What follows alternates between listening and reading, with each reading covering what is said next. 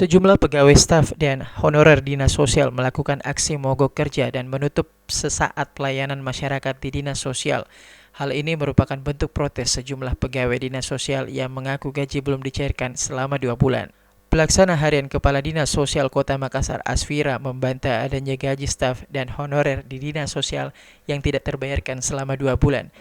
Hal ini diakui memang ada keterlambatan, namun hanya beberapa hari, dengan alasan karena SK perpanjangan jabatan pelaksana harian telah berakhir pada 12 April 2021 dan menjadi rawan temuan jika ditandatangani oleh PLH yang masa jabatannya telah berakhir.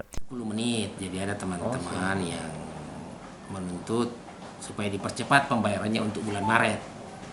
Jadi memang bulan Maret kita belum bayar. Jadi aturannya kan mereka kerja dulu baru dibayar. Jadi kira-kira ini terlambat 2 minggu.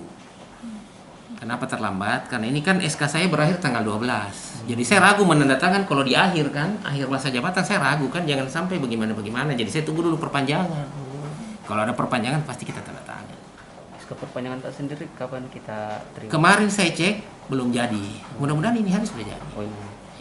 Memang terlambat karena SK ini, Pak. Saya nunggu SK perpanjangan. Artinya jangan sampai gimana-gimana, kita kan belum tahu kalau SK belum di tangan, kita mau bilang. Kira-kira begitu.